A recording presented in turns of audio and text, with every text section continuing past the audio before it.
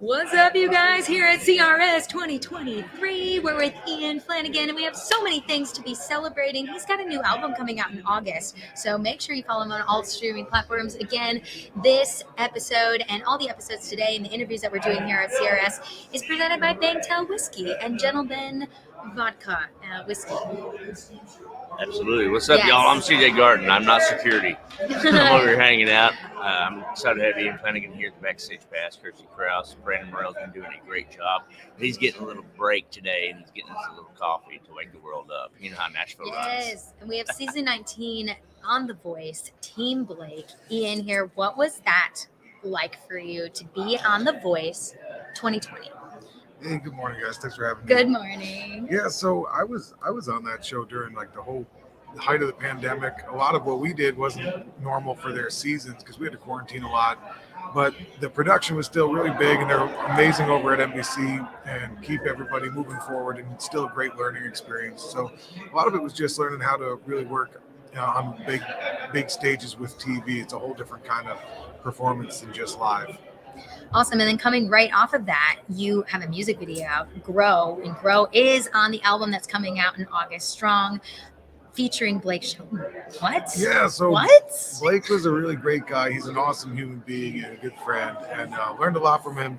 After the season finale, I was back on the road full time, and I got a call from Revival Records while I was in Texas, and they wanted to do a single. So I ran through a bunch of singles that I had written, other people, catalogs.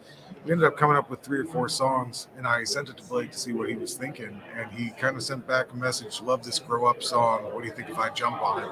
And was kind enough to feature on this track of mine. And we actually recorded it down the road here at Starstruck, right in town. So Good studio. yeah, it's Reba's great. old place. Oh yeah, Reba's old place. Yeah. So I mean, I couldn't be more grateful for the experience. Awesome. We have a single that came out in April and May, and then another single that's coming out in June. You're just bam. Yeah, we're trying to just as much as we can and just hammer down. We got a new single, Under a Southern Sky, coming out, which in we're really excited about. June. It's right around the corner. Yeah. And that comes out June 17th? No. I'm not even sure Okay. myself. All Let's right. count. Well, let's dive into when you started. You started these releases, gearing up for this album. Devil in My Hands was released in April. Talk to us about putting that song together. So Devil in My Hands is a song I spent, so I'll be 8 years sober in April. Okay. So I used to, I Fabulous. had a whole thing. Yeah. I had a whole different kind of life back in the day, but I've always been traveling. Now and you just can writing. write from those experiences. Yeah, I got enough distance between me and those days. Now I can write about them. Yeah. So basically, it was one of those songs just about those times in my life, and wrote it about a period of time I lived in Georgia. And so pretend, shout out to all you guys. I can't go back. And we had some good times and bad times, and so this song kind of encapsulates that period of time.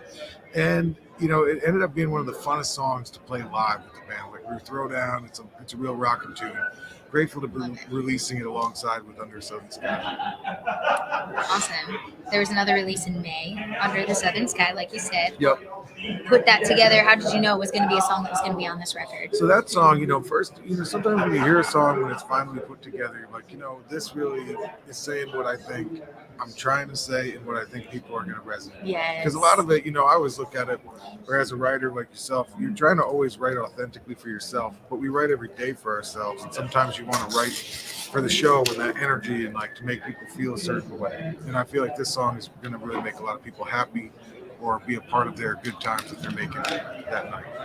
I love it. There's so much spinning for you being third from The Voice on Team Blake and just being compared to the likes of Joe Cocker, Chris Stapleton. What does that feel like when people tell you that such iconic people that you sound like? Man, I'm just grateful to be working in any single capacity. So when people do that, it's very kind of them. I have a really broken kind of raspy thing going, and I've always loved Joe Cocker. I'm from Woodstock, New York, so he's like, Oh yeah, there you go. He's been a thing my whole life. And Chris is obviously one of the greatest there'll ever be. So I just take it I'm very humbled by it every time somebody does. I'm still just a student myself, so Yeah. I'm grateful. Chris is a phenomenal writer too. It's always fun because to be blessed to have a voice. I was writing before I knew I could sing. It just happened. And so I think anytime you experience life, just like what you went through, even being on the bill is inspiration, and those experiences and getting there and then coming off of it also is a huge rush and then transition in your career. So I know you get a lot of emotion out of what you write and stuff. Like, what was probably your most influential song that really struck a chord with you after you stepped off of that stage onto your next? What I wrote after that show, Mm-hmm. I wrote a song called "Shine Again," and it was one of those periods of time where so many people were feeling hopeless, and you can't, as a writer, you can't help but absorb what's going on around you. Like, that is kind of what we do, and it's just a song that's just trying to uplift people and remind you, like, today can be the worst day of your life, but it's going to get better.